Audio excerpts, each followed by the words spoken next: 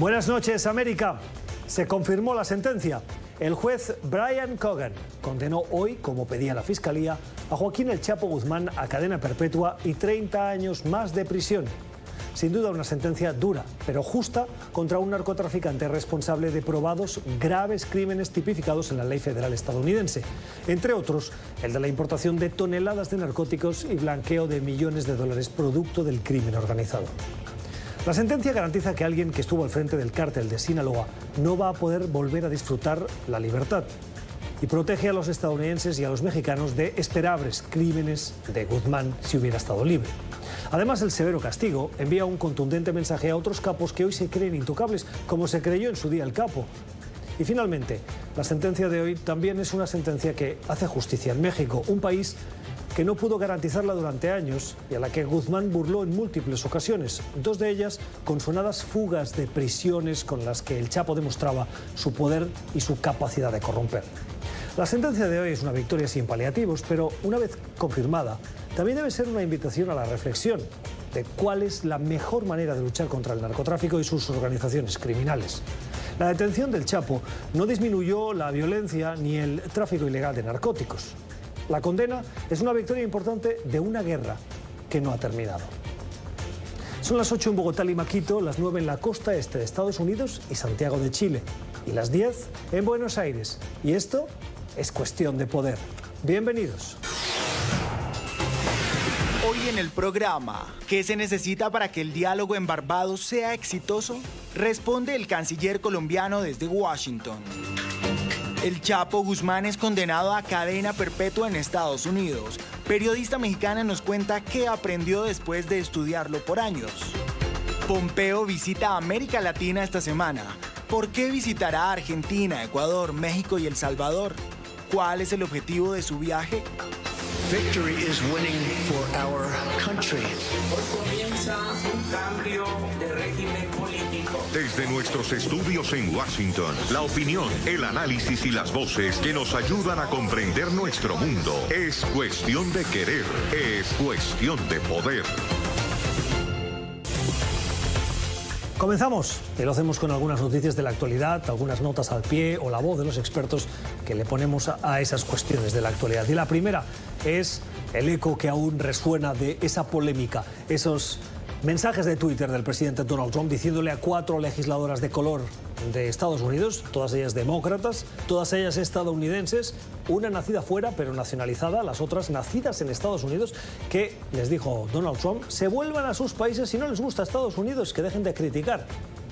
Bueno, ayer la Cámara de Representantes aprobaba esa legislación o esa moción que, si bien no tiene repercusiones, tampoco tiene precedentes en 100 años. Antes de la presidencia de Trump era inimaginable pensar que la máxima instancia, la máxima figura pública del país pudiera realizar comentarios como esos. ¿Qué piensan los estadounidenses? Hoy nos lo revela una encuesta de USA Today, un rotativo nacional, y la consultora Ipsos. Preguntados los norteamericanos, los estadounidenses, por esas declaraciones, en general 6 de cada 10 dicen que eso es poco estadounidense. Y por afiliación, por voto, los demócratas, casi 9 de cada 10 creen que eso no es apropiado, no forma parte de los valores de este país. 1 de cada 4 republicanos así lo considera. Llama la atención. Tenemos que deducir aquí que 3 de cada 4 republicanos no reprueban al presidente, sorprende. Y finalmente, entre los independientes, casi 6 de cada 10, más de la mitad de los independientes de este país, piensan lo mismo. Los datos de la opinión pública. Otras cuestiones de la actualidad nos llevan a el rechazo, la indignación que ha provocado conocer que el Servicio de Inmigración y Ciudadanía no tiene previsto incluir a los venezolanos como sujetos elegibles para un estatus de protección temporal, lo que se conoce como TPS. El Congreso lo había solicitado de manera bipartidista, pero en las últimas horas esta administración ha dicho que a través de su Servicio de Inmigración y Ciudadanía no van a hacerlo. Eso la comunidad venezolana le ha caído como un jarro de agua fría. Y también a muchos demócratas. Los republicanos pasan a pies juntillas por la noticia. Los demócratas le dicen a esta administración, oiga, no puede decirle a los estadounidenses no viajen a Venezuela porque no es un lugar seguro. no puede estar poniendo sanciones y criticando y diciendo que hay una crisis humanitaria y luego cuando llega el momento de hacer algo de verdad para los venezolanos, no ofrecerles. Eso es lo que dicen los demócratas. Vamos a buscar la voz de los activistas pro inmigración. Saludamos a Pili Tobar. La señora Tobar es la subdirectora de America's Voice, una iniciativa pro inmigrante en la capital estadounidense. Señora Tobar, gracias por estar con nosotros. Hay una respuesta oficial de la administración negando este TPS, porque lo que hemos visto es la voz de los demócratas asegurando que les han informado, pero no hemos visto el comunicado oficial. Gracias por invitarme. Sí, recibimos respuesta de la administración Trump ayer por medio de la persona encargada de USCIS, Agencia de Inmigración, que dijo que no estarán buscando dar TPS a los venezolanos por ahora. Si nos ataremos a todos los argumentos que hemos escuchado de esta administración sobre Venezuela en los últimos meses, cualquier observador externo le parecería imposible que se negase ese TPS. ¿Cómo cree que la administración va a justificar esa negativa? Pues mira, no tiene mucho sentido, la verdad. Creo que tiene más que ver con las posturas migratorias de esta administración que con cualquier otra cosa. Hemos visto que han tratado de cancelar el TPS para muchos otros países, incluidos Haití, Sudán, Honduras, El Salvador, y que en algunos de estos casos han dado extensiones cortas, que de hecho algunas vienen a su tiempo límite ahora en enero del 2020. Entonces no es sorprendente que este sea el caso con Venezuela también. Ahora, lo interesante es que al mismo tiempo que el Departamento de Estado está advirtiéndole a los ciudadanos estadounidenses que no viajen a Venezuela, que hay problemas políticos, que hay violencia, que hay mucha incertidumbre y una situación pues muy Es la opinión de Pili Tobar, que es la subdirectora de la organización America's Voice. Señora Tobar, gracias. Feliz noche. Gracias, muchas gracias a ti. Otras cuestiones de la actualidad. Este fin de semana comienza un viaje de 3 días a 4 países en América Latina del secretario de Estado Mike Pompeo. No es el primer viaje que hace Pompeo a América Latina, pero no hace muchos y por lo tanto es relevante. Va a visitar Argentina, Ecuador, El Salvador y México. Particularmente en México las cuestiones de inmigración y seguimiento a ese acuerdo entre los dos países van a ser importantes. En El Salvador la inmigración seguro y también la violencia forma parte de esa agenda, y la visita a Ecuador y Argentina. Vamos a buscar el análisis. Saludamos a Benjamin Gedan. El señor Gedan es director del programa de Argentina del Wilson Center y además trabajó como asesor de la Casa Blanca con la presidencia de Barack Obama. Señor Gedan, ¿por qué estos 4 países en este viaje que es relevante? Hola, ¿qué tal? Y gracias por haberme invitado. Bueno, la Casa Blanca en la época de Trump no tiene una agenda muy amplia con respecto a América Latina, más que nada cuando esos altos oficiales pasan por la región, están muy enfocados en el tema de Venezuela. Por eso creo que va a pasar por el país andino, Ecuador, y también por la Argentina, que ha sido un aliado clave en la respuesta regional hacia la crisis. Hemos visto la agenda de Pompeo y parece que va a tener reuniones con los presidentes o jefes de Estado de Argentina, de Ecuador y de El Salvador, pero no de México. En México solo se va a reunir con el homólogo Marcelo Ebrard, con el canciller. ¿Por qué AMLO y Pompeo no parece que vayan a reunirse? Bueno, es una relación muy importante pero muy complicada ahora.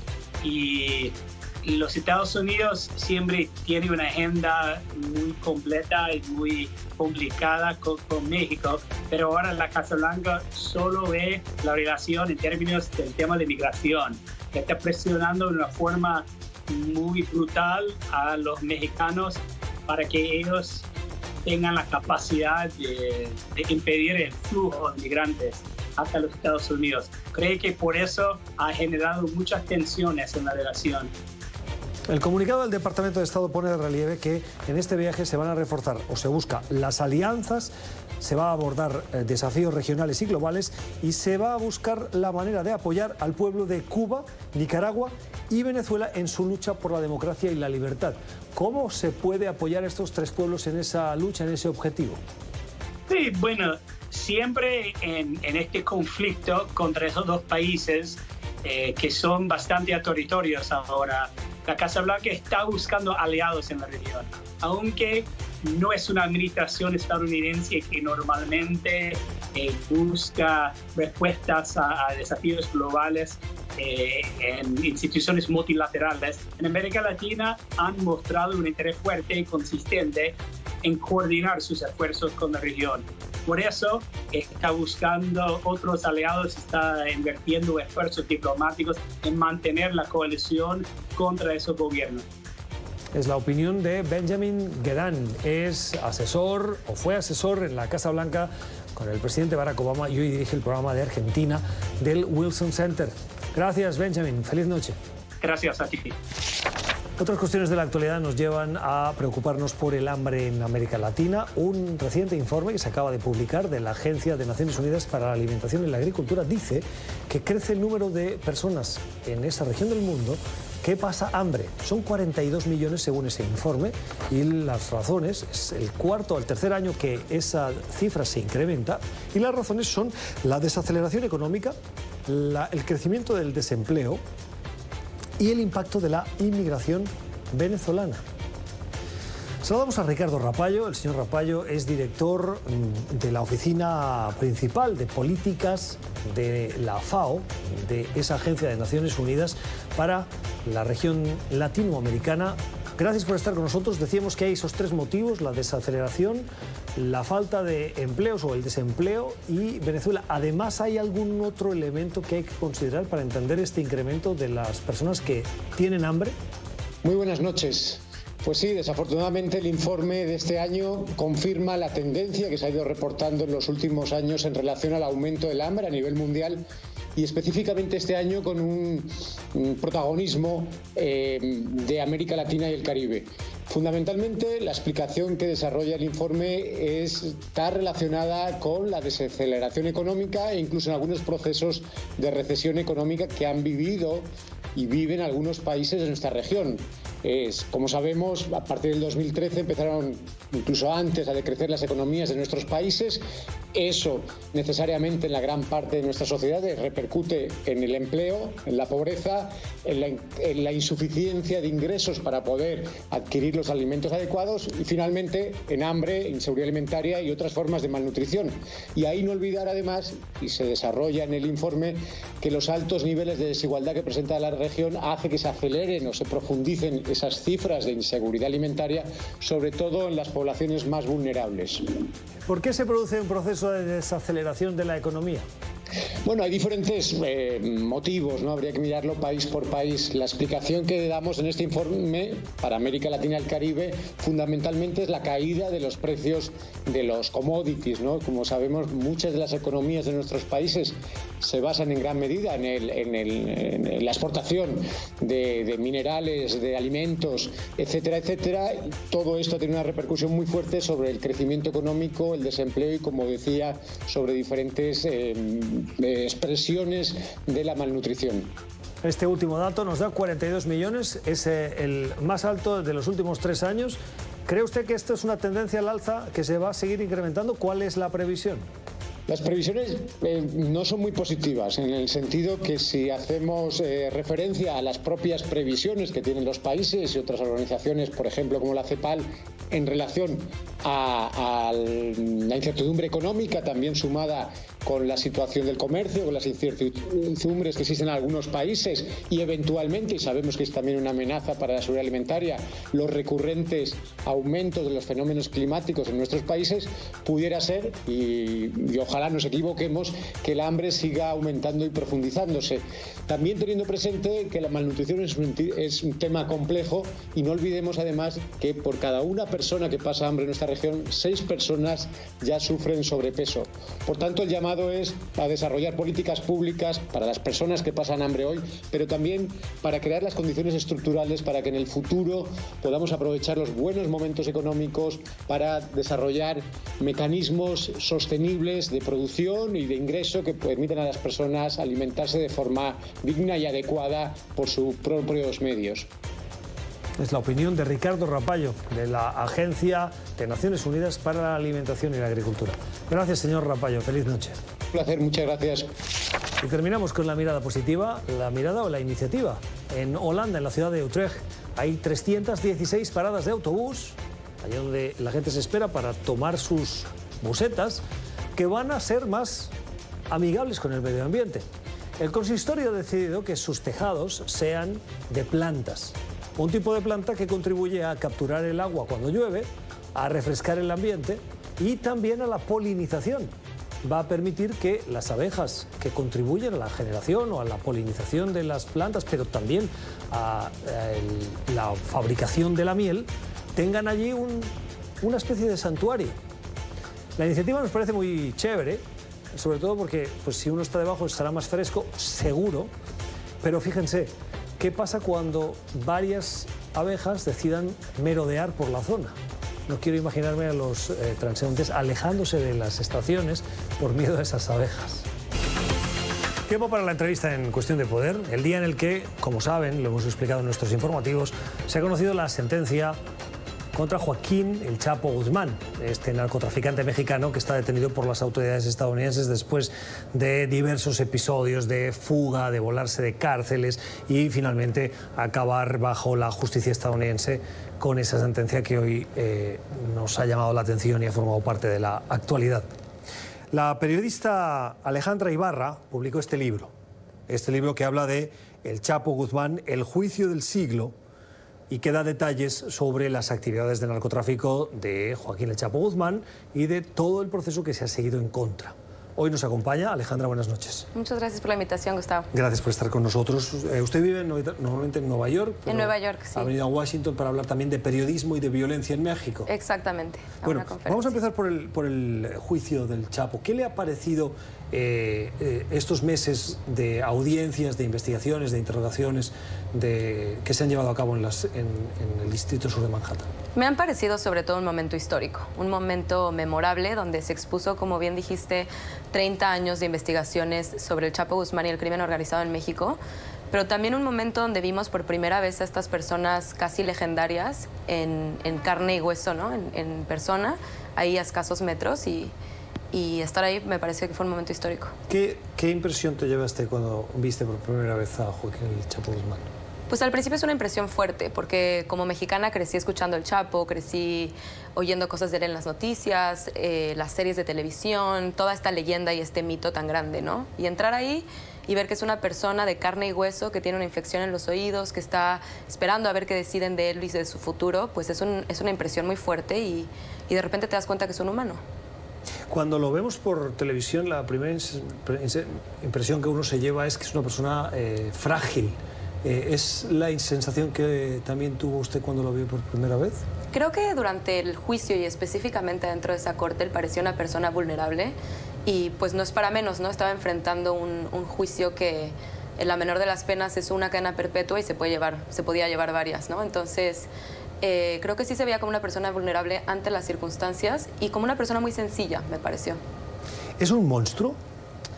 Yo creo que, y lo que esclareció el juicio a través de los testimonios, 14 personas que colaboraron con él testificaron en el juicio y describieron actividades que realizaban con él, actividades criminales, y se referían a él de diferentes maneras. Para unos era su patrón, para unos era su jefe, para unos era su amigo, para una fue su amante. Entonces, yo creo que lo que vimos alrededor de este juicio es que el Chapo es un ser tridimensional, con buenas, malas decisiones, algunas horribles, pero no deja de ser una persona. Entonces, yo no lo describiría como un monstruo.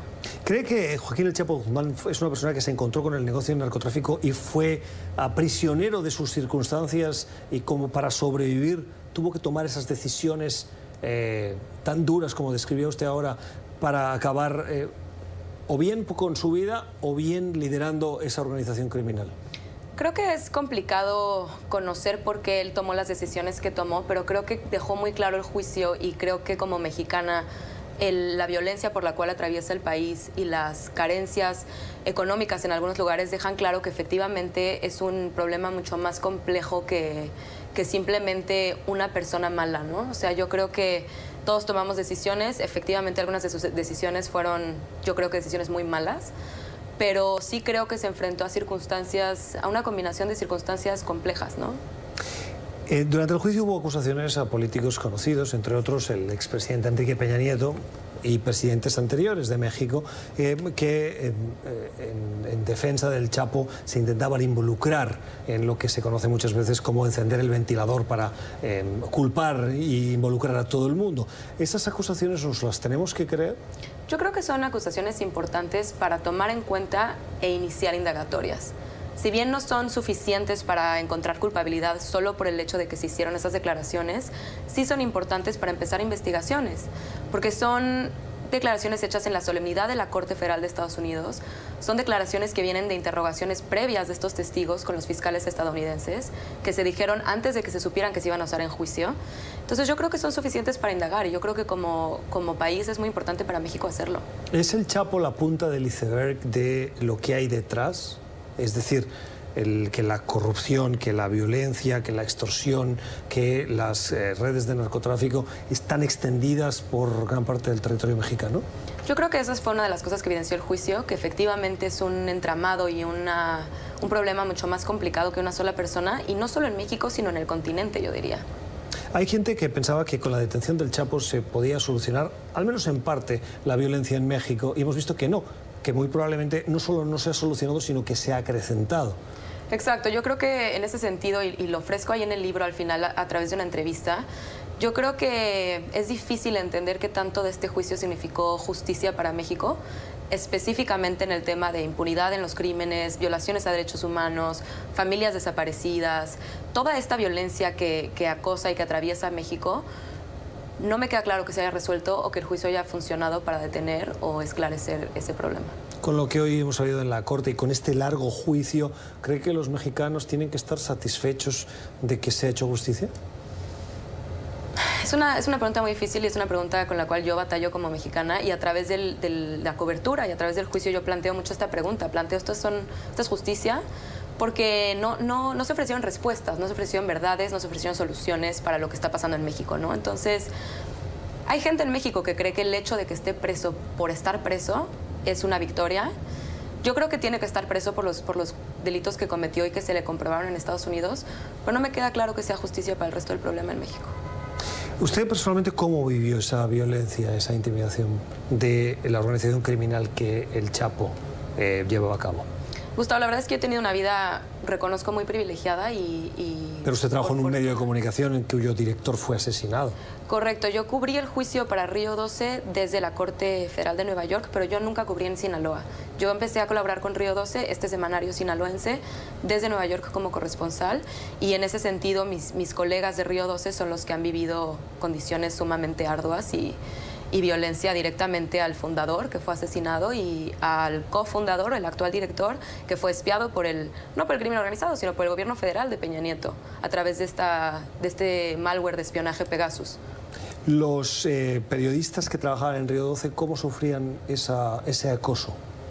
Pues con estos dos ejemplos, ¿no? Por ejemplo, a partir de espionaje, en el caso de Ismael Bojorquez, que me prologa el libro, y en el caso de Javier Valdés, asesinato. ¿Llamadas? ¿Amenazas?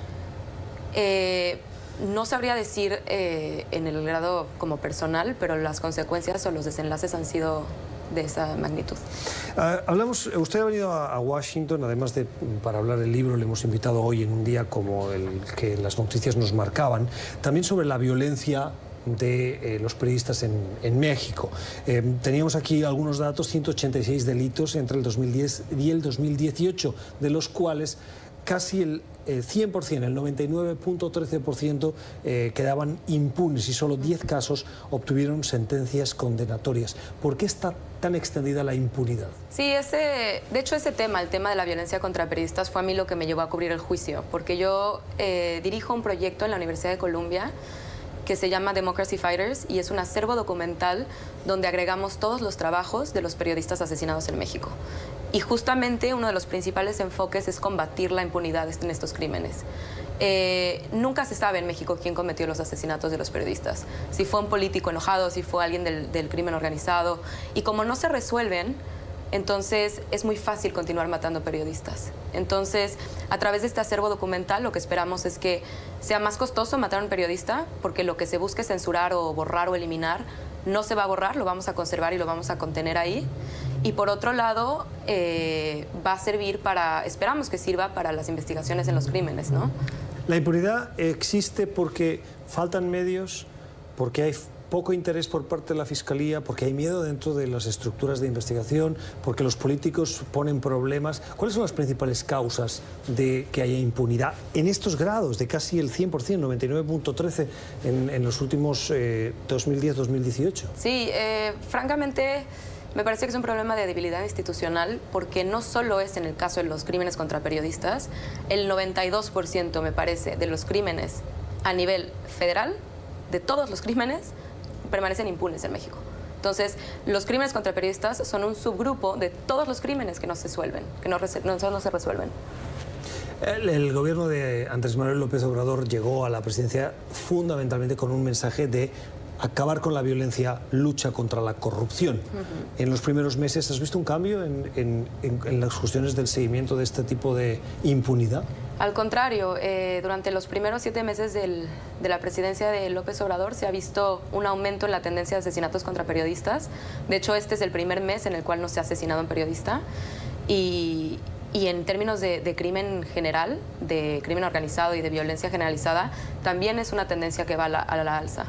¿Los periodistas que son amenazados y asesinados mayoritariamente son de medios locales o también afecta a los grandes medios nacionales? Exactamente. En su mayoría, lo que nosotros hemos visto en el análisis de Democracy Fighters son de medios locales. Han habido pocos casos de corresponsales para medios nacionales que hacían trabajo en los estados, pero mayoritariamente son medios locales, medios en línea y mayoritariamente cubriendo temas de crimen, de política, de derechos humanos y sus intersecciones. Volvamos al caso del juicio del Chapo. ¿Qué le descubrió que usted no supiera? ¿Sobre el Chapo? Bueno, pues yo creo que muchas de esas cosas podían ser cosas que los periodistas o los mexicanos habíamos oído tal vez como rumores o como cosas que suponíamos que eran ciertas, ¿no? Por ejemplo, los mismos sobornos a los políticos.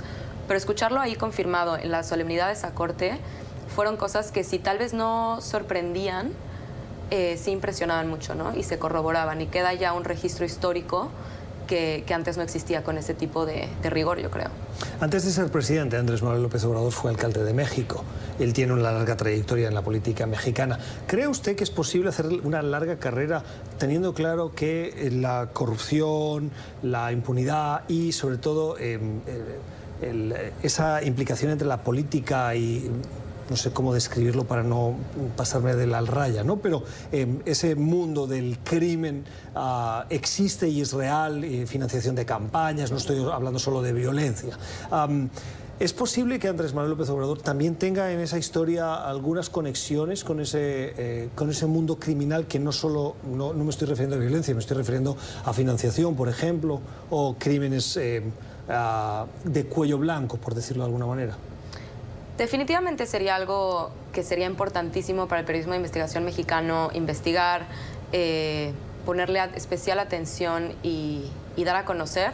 En este momento no tengo los elementos para saber si eso ha sucedido o no, pero creo que sería específicamente por lo que dices de su discurso contra la corrupción y de toda esta propósito y promesa que lo llevó a la presidencia, creo que es una de las grandes retos y responsabilidades del periodismo mexicano. Terminamos. Después del Chapo, ¿quién tendría que caer? Bueno, ahora hay varias extradiciones de criminales hacia Estados Unidos. Yo más bien me plantearía si esta política de combate contra las drogas de arrestar capos y extraditarlos está funcionando. ¿Y usted qué cree? Yo creo que no. Yo creo que lo que este juicio mostró es que no se está deteniendo, como ya mencionamos, la violencia, no se está deteniendo la distribución de droga, se ve droga en todo el país, en todos lados, en Nueva York definitivamente, en cualquier calle, en cualquier esquina. Y no solo es un problema el de las drogas, del tráfico de drogas ilegales, ¿no? También estamos viendo toda la crisis de opioides en Estados Unidos por parte de las farmacéuticas. Entonces, más bien lo que yo creo que tendría que pasar sería replantearnos cómo estamos viendo este problema. ¿Y cómo hay que replanteárselo? No es mi especialidad, no soy experta en políticas públicas, pero creo que tiene más que ver con un problema de salud que un problema de atrapar cabecillas. la opinión de Alejandra Ibarra, que es periodista, es fundadora de Democracy Fighters, esta iniciativa que alberga la Universidad de Columbia y que además es autora de este libro, El Chapo Guzmán, el juicio del siglo, precisamente hoy en el que se ha conocido esa sentencia. Alejandra, gracias. Gracias a ti. Tiempo para la entrevista en Cuestión de Poder, hoy para conversar con el canciller de Colombia. Carlos Holmes Trujillo culmina hoy 2 días de esta visita que está realizando a Estados Unidos y que le lleva a la capital estadounidense y también a Nueva York, donde mañana tiene una agenda en Naciones Unidas. En Washington se ha reunido con altos funcionarios de la Casa Blanca, con el secretario de Estado en el Departamento de Estado, así como ha participado en eventos en centros de pensamiento. Los saludamos a esta hora. Señor Holmes Trujillo, gracias por estar con nosotros. Bienvenido a Cuestión de Poder. Buenas noches. Gustavo, buenas noches. Gracias por esta oportunidad. ¿Qué le lleva en esta agenda? ¿Qué se lleva de Washington tras estas reuniones durante 2 días? En primer lugar, lo que me llevo es un mensaje de gratitud por la manera como el gobierno americano reconoce el esfuerzo del presidente Duque en distintas áreas, la lucha contra el problema mundial de la droga, reconoce lo que ha sido el liderazgo del presidente Duque en lo que tiene que ver con Venezuela y con todos los esfuerzos que conjuntamente hacemos para efecto de crear condiciones que más temprano que tarde lleven a que el pueblo venezolano pueda vivir otra vez en democracia y libertad. El reconocimiento a los esfuerzos del presidente Duque igualmente en la implementación del acuerdo con reformas hacia adelante, en la etapa de la implementación mediante consensos y mecanismos institucionales, y además aquí hay un mensaje de fondo que yo quiero resaltar, que es el magnífico estado de la relación bilateral de Colombia con los Estados Unidos. Uno de los anuncios que conocimos tras su reunión con el secretario de Estado fue el compromiso de Colombia de reducir los cultivos de hoja de coca y la producción de cocaína a la mitad de lo que están hoy para el año 2023. ¿Cómo va a cumplir Colombia? El presidente Duque viene trabajando muy intensamente desde el primer día de su administración, momento en el cual recibió una herencia maldita de 208.000 hectáreas de cultivos ilícitos, y gracias a las medidas que ha venido aplicando el efecto positivo ya se siente. Lo más reciente en esta materia que da cuenta del efecto positivo de ese esfuerzo son las cifras que se conocieron de parte del gobierno americano, que indican que ya se frenó la tasa de crecimiento de esas áreas de cultivos ilícitos y se está en un nivel que permite empezar un descenso, así sea un descenso leve en este momento. De manera que es evidente que el esfuerzo que ha hecho el presidente Duque empieza a producir resultados positivos y se continuará trabajando con el mismo vigor y con la misma dedicación. Usted menciona el informe de la administración estadounidense, un informe que pone de manifiesto esa preocupación que tiene esta administración. ¿Teme usted que si no se cumplen, Colombia pueda enfrentar un proceso de descertificación? Mire, lo importante son los esfuerzos que se están haciendo, lo importante son los resultados que se están produciendo, lo importante es la clara expresión de voluntad política, lo importante es que hay elementos que dan cuenta sin lugar a ninguna duda de que se trata no de esfuerzos sencillos, sino de esfuerzos muy intensos, y lo fundamental en este momento es señalar que los resultados positivos ya se están dando. El solo hecho de frenar el crecimiento del número de hectáreas de cultivos ilícitos que se venía presentando desde hace varios años es un paso fundamental. De estos 2 días de reuniones también sabemos que, como novedad, ustedes van a pedirle al Grupo de Lima que en su próxima reunión, la semana que viene en Buenos Aires, pidan sanciones individualizadas a miembros del régimen de Nicolás Maduro. ¿De qué sanciones hablamos? El Grupo de Lima tiene que producir un comunicado muy vigoroso desde el punto de vista político. Tiene que expresar nuevamente su decidido apoyo a las fuerzas democráticas en Venezuela.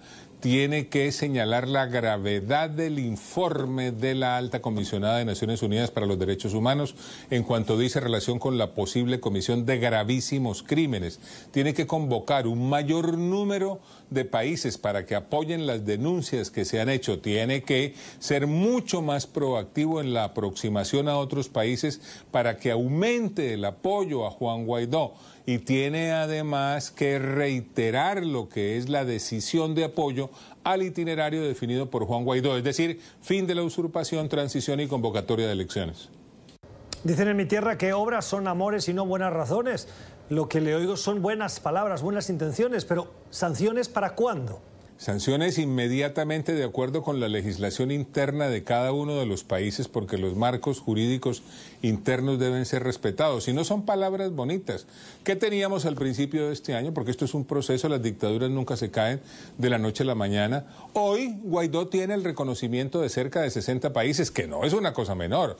Hoy quien representa a Venezuela en la Organización de Estados Americanos es la persona nominada por Juan Guaidó y por la Asamblea Nacional, que no es un asunto institucional menor. Hoy la persona que representa en el Banco Interamericano de Desarrollo a Venezuela es la persona nominada por Juan Guaidó, que tampoco es un asunto menor. No pongo sino 3 ejemplos para señalar que todas las acciones políticas y diplomáticas que se vienen aplicando han producido efectos muy positivos y que paso a paso se crean condiciones para que más temprano que tarde llegue el final de la dictadura y nazca una nueva era de democracia y libertad en Venezuela. Canciller, ¿y Colombia cómo va a dar ejemplo con esas sanciones? ¿Qué sanciones va a imponer? Ya las venimos aplicando. Hay muchos funcionarios del régimen que no pueden entrar a Colombia. Hay muchas personas vinculadas con el régimen que no pueden entrar a Colombia. Hay medidas que se están tomando en materia de acceso al sistema financiero colombiano. ¿Verdad? Que Colombia viene dando los pasos adecuados dentro del marco de su legislación interna. Aquí lo que hay que hacer es continuar avanzando de manera muy clara en la creación de esas condiciones, porque lo que no puede permitir el mundo democrático internacional es que continúen las violaciones de los derechos humanos en Venezuela, que continúe ese asedio a los luchadores políticos democráticos y que continúe esa dictadura en el poder. Llegó la hora de que eso pertenezca al pasado para efecto de que nazca una nueva era de democracia y libertad en ese hermano país. En Barbados se está llevando a cabo un diálogo entre una delegación del gobierno de Nicolás Maduro y representantes del considerado presidente encargado de Venezuela, Juan Guaidó. La Unión Europea ha dicho que va a imponer sanciones si no hay resultados concretos. ¿Qué cree usted que tiene que ser concreto de esa reunión? Mire, lo concreto es que debe cumplirse el itinerario que definió Guaidó. Fin de la usurpación, transición y convocatoria de elecciones. Esas negociaciones no le han servido en el pasado a Maduro, sino para perpetuarse en el poder, para ganar tiempo, para tratar de dividir a la oposición, para enfriar procesos políticos. La experiencia que hay con ese tipo de negociaciones es muy negativa, ¿no? Que lo que hay que hacer es ponerle fin a ese proceso y continuar en el propósito de que se cumplan las etapas que fueron definidas por el presidente Guaidó. ¿Y en qué se diferencia este proceso de todos los anteriores? ¿En qué es diferente? Yo no conozco los detalles de uno u otro, pero lo que sí es fundamental es señalar que los procesos de negociación anteriores han fracasado. Y han fracasado porque falta voluntad de uno. Este también está llamado a fracasar en la medida en que no conduzca al fin de la usurpación, a la transición y a la celebración de elecciones. Lo único que puede resultar de cualquier marco es eso: transición, convocatoria de elecciones sobre la base del fin de la usurpación. Esa es la posición de Colombia. El presidente de Colombia ha asegurado en una reciente entrevista con la cadena aliada Noticias RCN y NTN24 que en Venezuela está Jesús Santrich, el líder de las FARC, que ha huido y que está bajo el amparo, la protección del gobierno venezolano. ¿Cuál es la respuesta de Colombia?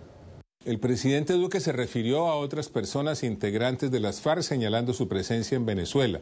Y déjeme decirle que aquí, en los diálogos que hemos tenido con el gobierno americano, hemos señalado los vínculos del régimen de Maduro con organizaciones terroristas colombianas, como por ejemplo con el ELN, al igual que los vínculos con otras organizaciones terroristas del mundo. Eso, por supuesto, nos obliga a las democracias del mundo a ser mucho más vigorosos para crear las condiciones que le pongan fin a esa dictadura y tiranía en Venezuela. En esta visita, usted ¿ha conversado con Estados Unidos para tener una respuesta conjunta, coordinada sobre esta protección? Colombia actúa en coordinación con los Estados Unidos, en contacto, diálogo, en permanente consulta con los Estados Unidos. Compartimos valores comunes, tenemos objetivos comunes, de manera que todo lo que tiene que ver con lo que sucede en Venezuela es un asunto de acción conjunta mediante medios políticos y diplomáticos, como lo hemos señalado reiteradamente. ¿Ha hablado usted en las últimas horas o recientemente con el régimen de Nicolás Maduro? No. ¿Ni con Jorge Arreaza ni con Nicolás Maduro? No.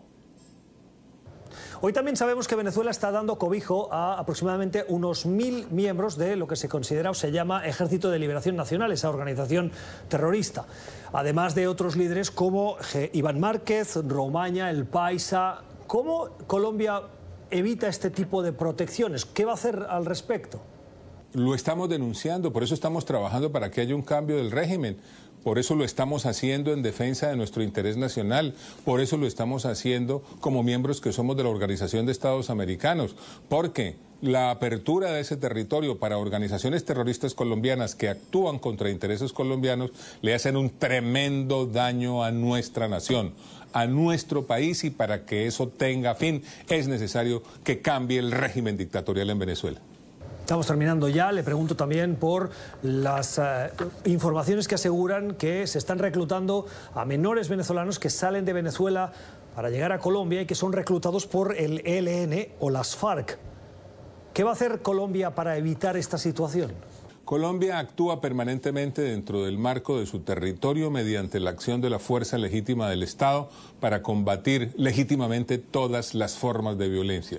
Pero además de lo que hagamos internamente, hay que hacer la denuncia internacional en forma constante, porque cualquier país que viole las obligaciones que tiene adquiridas ellas en la Resolución de Naciones Unidas contra el terrorismo es un país que viola la legalidad internacional y que por supuesto debe recibir de parte de la comunidad democrática internacional las acciones tendientes a que esa situación cambie. En este caso concreto, el cambio estructural requerido es el cambio en Venezuela para que pueda volver a haber en ese país democracia y libertad.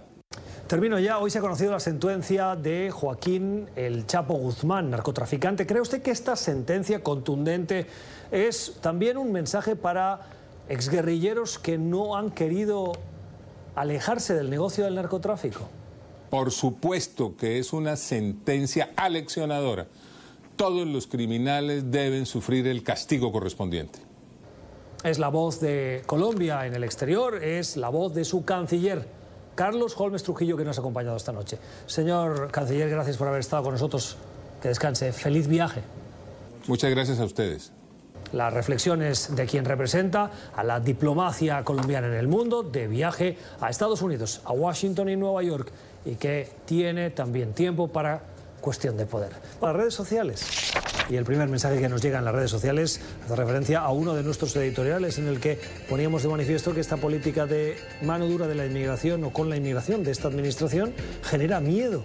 A Marcela le ha parecido que tenía resonancias con lo que ella vivió cuando era más pequeña.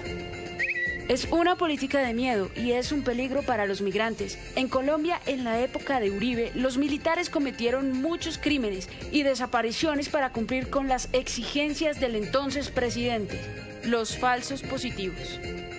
Hay muchas reacciones en las redes sociales sobre esa decisión avanzada por los legisladores demócratas sobre que el Servicio de Inmigración y Ciudadanía de Estados Unidos no va a considerar a los venezolanos elegibles para el TPS.